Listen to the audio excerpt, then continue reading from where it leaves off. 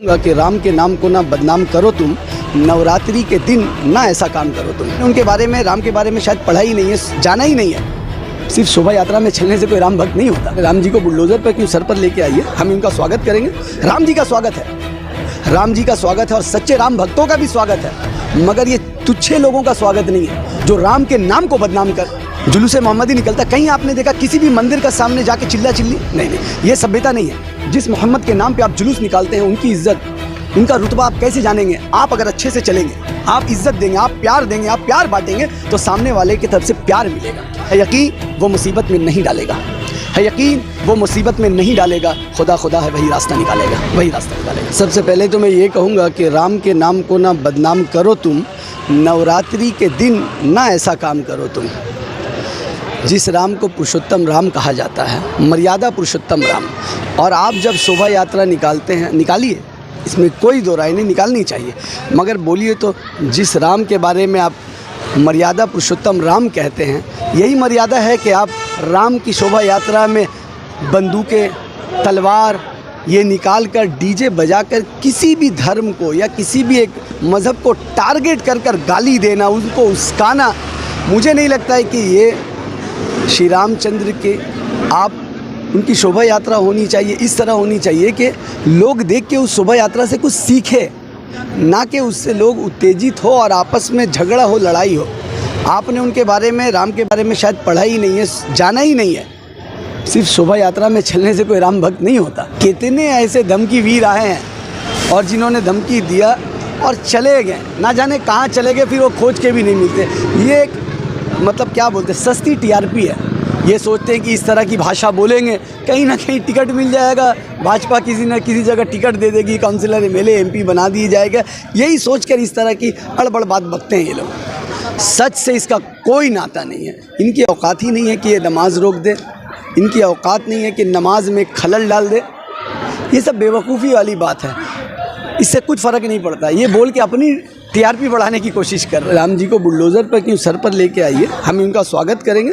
राम जी का स्वागत है, राम जी का स्वागत है और सच्चे राम भक्तों का भी स्वागत है, मगर ये तुच्छे लोगों का स्वागत नहीं है जो राम के नाम को बदनाम कर रहे हैं। राम के नाम को, आपको लगता है कि आप इस तरह की हरकत करते, देश और दुनिया में जिस राम को इज्जत की निगाह से देखा जाता है, आपके इस हरकत से उस राम को क्यों बदनाम कर रहे हैं? ये राम को बदनाम करने की उनकी शोभा यात्रा कैसे बदनाम कर रहे? राम का नारा ले रहे, रास्ते में निकल रहे, बैंड बाजे के साथ निकल रहे, तो राम का नाम किस तरीके से बदनाम होता है? देखिए, नाम राम का लिया जा रहा, काम जो है वो रावण वाला किया जा रहा है। रावण वाला काम कह सकते? भाई रावण वाला ही काम तो है, दूसरे को तकलीफ देना ये रावण वाला काम है, ये राम का शिक्षा नहीं है। राम, अरे राम, बाद में मुसलमान जुलूस निकाल सकते हैं, तो हिंदू को ये पूरा अधिकार है अपना जुलूस बिल्कुल निकालना चाहिए, बिल्कुल निकालना चाहिए और शोभा यात्रा निकाले। हम लोगों को बुलाए, हम भी साथ चलेंगे, मगर शर्त ये है कि 12 रबीउल अव्वल में जब निकलता है, देखिएगा जुलूस मोहम्मदी निकलता, कहीं आपने देखा किसी भी मंदिर का सामने जाके चिल्ला चिल्ली? नहीं, ये सभ्यता नहीं है। जिस मोहम्मद के नाम पे आप जुलूस निकालते हैं, उनकी इज्जत, उनका रुतबा आप कैसे जानेंगे? आप अगर अच्छे से चलेंगे, आप इज्जत देंगे, आप प्यार देंगे, आप प्यार बांटेंगे, तो सामने वाले की तरफ से प्यार मिलेगा।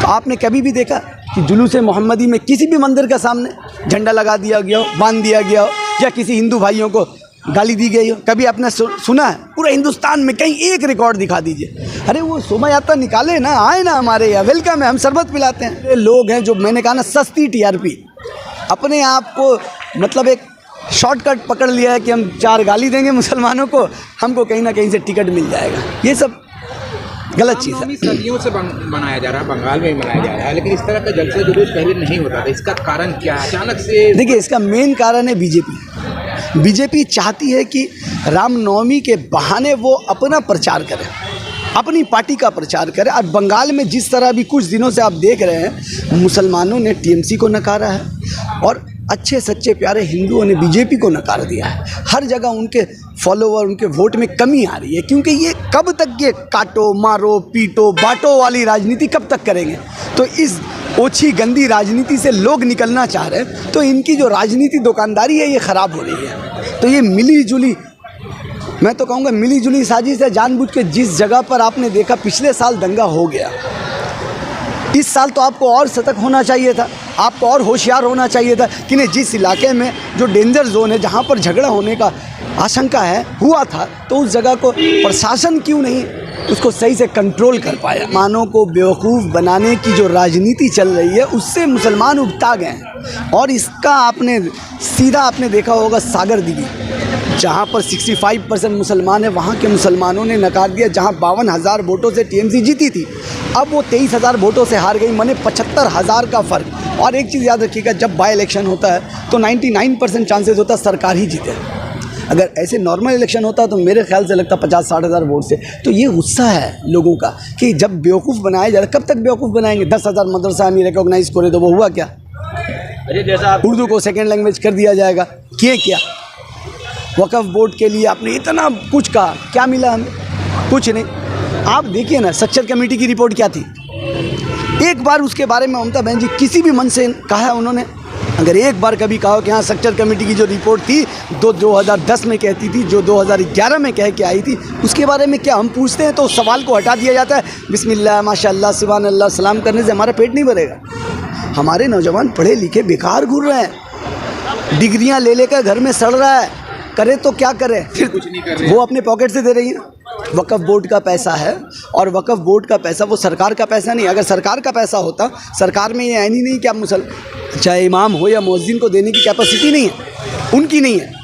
और ये जो लोगों में, मुसलमानों में एक झूठा भ्रम फैलाया गया कि इमाम और मुअज्जिन, हमारे इमाम मुअज्जिन किसी के 2,000-3,000 की ज़रूरतमंद नहीं है। अरे हमारे इमाम, हमारे मुअज्जिन, हमारे इमाम हमारे सर का ताज है, इस कौम व मिल्लत के सुल्तान है, हमारे लीडर है। 3,000-4,000 से आप क्या साबित करना चाहते हैं? ख़ास के मैं कह रहा हूँ कि ममता बनर्जी नहीं देती। ये वक़्फ़ प्रॉपर्टी जो ये हमारी आपकी जागीर है, ये हमारे पुरखों ने जो छोड़ के गए उसकी कमाई देते हैं, हमें क्या देते हैं? कि धर्म की राजनीति हो रही है। जिस तरीके से रामनवमी में जुलूस को निकाले गए, वहाँ कहीं भी टीएमसी का नारा या बीजेपी का नारा नहीं लिया गया, तो कैसे धर्म की राजनीति हो रही है?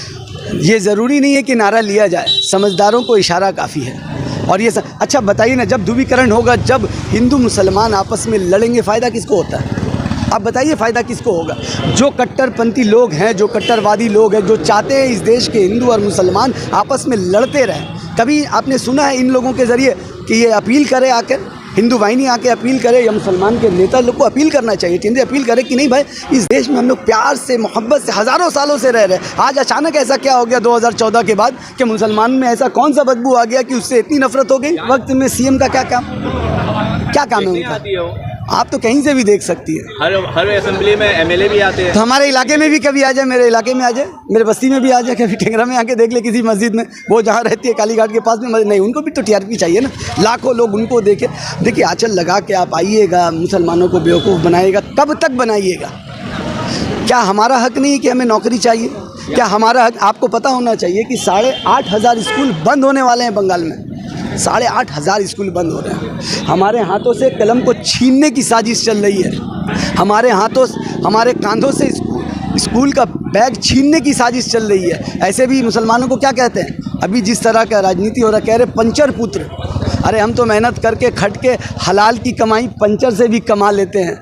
हमें हज़ारों करोड़ की चोरी करने की ज़रूरत नहीं है। कैसे कह सकते हैं यहाँ की सरकार इतना सारा काम करे, द्वारे सरकार लाए? मैंने चैलेंज किया, आपके इस माध्यम से भी कह रहा हूँ, और मैं मीडिया में बैठता हूँ तब भी कहता हूँ, मैं टीएमसी के नीचे से खुदरा नेता से लेके मेयर से लेकर सीएम तक ओपन चैलेंज है। कभी भी कमेंट्स में या जवाब दे दे या मुझे बुला ले, 5 काम मुसलमानों का इन 12 साल में गिना दे, तो मैं समीर आलम कह रहा हूँ, मैं टीएमसी ज्वाइन कर लूँगा। अगर कोई माई का लाल है, मैं चैलेंज कर रहा हूँ, चैलेंज। भाषण सब ने दिया होगा, चैलेंज कर रहा हूँ। सबसे पहले तो वहाँ के ओसी के ख़िलाफ़ कार्रवाई होनी चाहिए, वहाँ के सीपी के ख़िलाफ़ कार्रवाई होनी चाहिए, क्योंकि सुरक्षा का जो इंतज़ाम है वो वहाँ के ओसी का होता है, वहाँ के पुलिस की जिम्मेदारी है। कहीं ना कहीं उनकी कोताही हुई है, तब जाके ये मामला हुआ है। अब आप सोचिए, मुझे बड़ा अफसोस होता है, चाहे वो हिंदू हो या मुसलमान हो, जोश में लड़के निकल तो जाते हैं, उसके बाद जब अरेस्ट होते हैं या कुछ लोग भीड़ में मारे जाते हैं, कभी उस माँ के बारे में सोचा, चाहे वो हिंदू माँ हो या मुसलमान माँ हो, कभी सोचा उस माँ ने कितने अरमानों से उस बच्चे को पाला था, पढ़ाया था, लिखाया था, सोचा था कि एक दिन वो लायक इंसान बनेगा, भीड़ में मारा गया, कभी सोचा उसके लिए? लेकिन नेशनल मीडिया दिखा रहा है कि मुसलमानों ने पत्थरबाजी की। देख, देखिए, अब झूठ को नेशनल मीडिया जैसे गोदी मीडिया हो गई है। मैं भी देख रहा था, कल मैं मीडिया में कंटिन्यू बैठा हुआ था तो मैं देख रहा था कि लोग बात कर रहे हैं। उन्होंने कहा कि मीडिया को भगाओ, मीडिया को भगाओ। लोगों का इशारा मैं सुन रहा था, मगर एंकर की जो बातें थे, ये देखिए किस तरह चिल्ला रहे हैं, नारे लगा रहे हैं। देखिए, एक गुस्सा होता है, कभी कभी मीडिया पर गुस्सा कब होता है। मैं वहाँ पर मौजूद नहीं था कि किन लोगों ने मारा, किसने नहीं मारा, किसने आग लगाई और किसने आग बुझाई, मैं नहीं था। मगर मैं ये ज़रूर कहूँगा कि जिसने भी आग लगाई है वो गलत है, चाहे वो कोई भी धर्म का हो, और दोनों को सज़ा मिलना चाहिए। जो भी पकड़ा है इसमें उसे सज़ा मिलनी चाहिए। और बंगाल सरकार क्या कर रही है? शुभेंदु अधिकारी कह रहे हैं कि NIA आना चाहिए। क्यों? बंगाल सरकार में वो दम नहीं है क्या? यहाँ CID पे भरोसा नहीं है क्या? ममता बनर्जी को खुद पे भरोसा नहीं है कि NIA? खिदिरपुर में आपने देखा क्या हुआ, कितने लड़कों को NIA ने उठाया, हावड़ा में हुआ। आखिर क्यों? क्या बंगाल पुलिस में वो शक्ति नहीं है? मगर अब आप लोग टारगेट करके ना उठाएं। जो भी मुजरिम है, जो भी दोषी है, उसको सज़ा मिलना चाहिए। किसी का भी हक नहीं होता है कि इस देश की गंगी जमनी तहज़ीब को बर्बाद करे, इस देश के हिंदू मुसलमान को बांटे, इस देश की तहज़ीब को, यहाँ की सुरक्षा को कोई तोड़ने की कोशिश करेगा, हम उसे बर्दाश्त नहीं करेंगे, चाहे वो कोई भी हो, चाहे वो हिंदू हो, मुसलमान हो, कोई भी हो। ठीक है, मुसलमानों को डरने की ज़रूरत नहीं है। कोई कह दे 24 है, 23 है, 25 है, कोई स्टैंड गन लेके आ जाए, मुसलमान डरने वाले लोग नहीं हैं, सबसे पहली बात। और जो मुसलमान गलती से डरते हैं तो समझ लीजिए, मैं चूँकि मुसलमान हूँ, मेरा इस पे ईमान है कि जो अल्लाह से डरेगा वो दुनिया में किसी से नहीं डरेगा, और जो अल्लाह से नहीं डरेगा वो हर किसी से डरेगा, चाहे वो कोई भी हो। तो ये डर की बात क्या यार? किसको डरा रहे हैं यार? हमारा इतिहास तो देख लो, हमें डराओगे? हम डरने वाले लोग नहीं हैं। और क्यों डरेंगे? किससे डरेंगे? वो हम हमारे भाई से, उन भाइयों से जो गुमराह हो गए, किसी के बहकावे में आ गए, उनसे डरने वाले नहीं हैं। हम जानते हैं वो इस भाई को जिस दिन हम प्यार से गले लगाएंगे ना, वो फूट के रो देंगे और मैं भी फूट के रो दूंगा। क्योंकि हिंदू मुसलमान के दिलों में फ़र्क नहीं है। हमारा लहू एक है, हमारी मिट्टी एक है, हमारी खुशबू एक है। मगर जो नफ़रत पैदा करने वाले लोग हैं, यकीन है मेरा कि उस नफ़रत पैदा करने वालों को जल्द से जल्द कानून उसको सज़ा दे, और हम लोगों को मिलेगा तो हम लोग उठा के कानून के हाथ में दे देंगे। बस इस शेर के साथ अपनी बात ख़त्म करूँगा कि है यकीन वो मुसीबत में नहीं डालेगा, है यकीन वो मुसीबत में नहीं डालेगा। खुदा खुदा है, वही रास्ता निकालेगा, वही रास्ता निकालेगा।